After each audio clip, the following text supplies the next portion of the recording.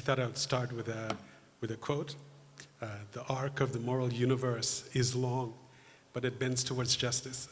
Martin Luther King said this during the Civil Rights Revolution in the US. And if you look at Bill 104 and the Tamil activist community in Canada, you can really see that this arc that bends towards justice, it doesn't bend by itself. Activists bend it. The community bends it.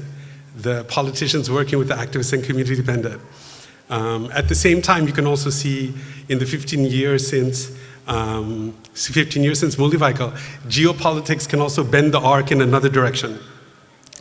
And so this talk, I'm going to talk about maybe 15 minutes, and trying to bridge the gap between the political consensus in Canada around genocide and a legal roadmap to get from today to taking Sri Lanka to the ICJ for genocide.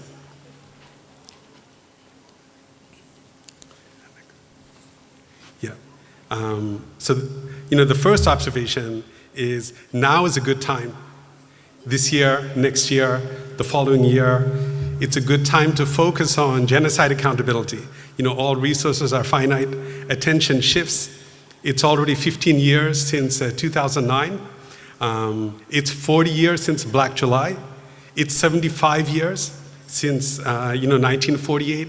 The injustices impacting the Tamil community are multi-generational. They really go back to the formation of the Sri Lankan state. And for example, in the year 2063, in another 40 years, it'll be too late. The witnesses won't be there. Some of us in the room might not be there either.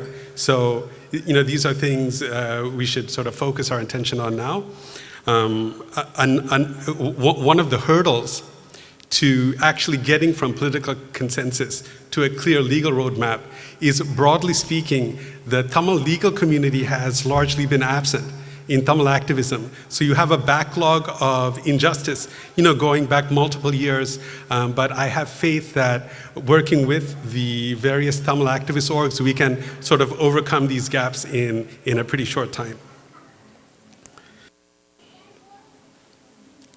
So if you think about getting from today to ICJ as a puzzle, there's going to be certain missing pieces that are out of our control.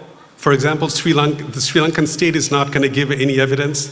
Some of the states in the international community that supported the armed conflict, they're not going to declassify any of their intelligence either. And so those are things we don't necessarily need to worry about, and I don't see them as roadblocks. The two things that we can focus on are the two things that Canada's legal team would need to move from today to get to the ICJ.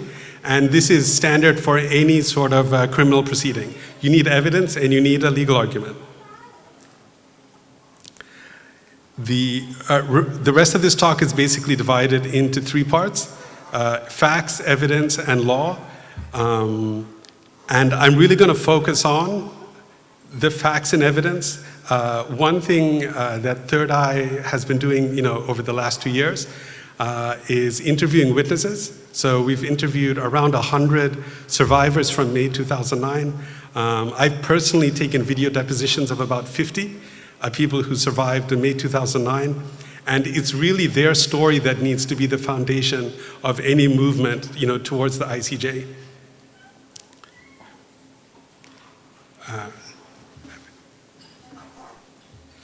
So this is just to give everyone an orientation. So this is northern Sri Lanka. If you can see the pink horizontal square, that represents the Venni region, about 15,000 square kilometers. Prior to 2009, there were 400,000 Tamils living there in basically a de facto state. So you can see when you go from that to no-fire zone 3 was 400 meters by 600 meters.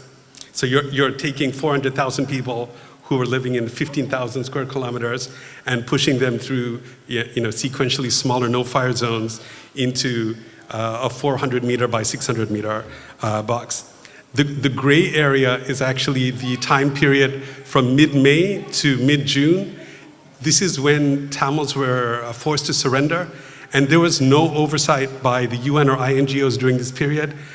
This is something, again, we found out from the witnesses, and it's not in any public domain reporting.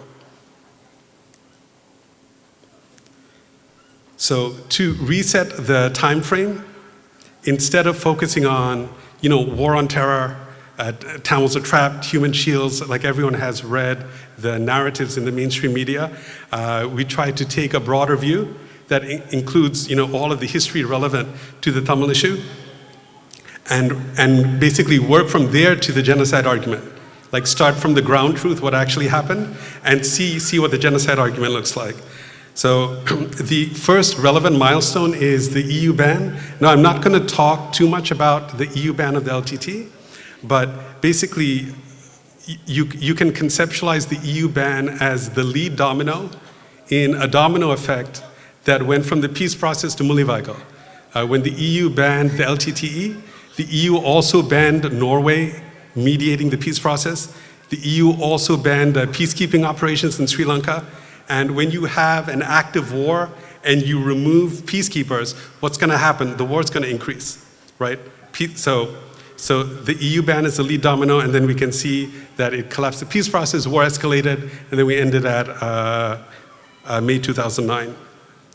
The real question to ask about the LTT ban is not whether you supported the LTT or against the LTT. It's not about is it legitimate or not. It's how did Sri Lanka use the ban once it was in place?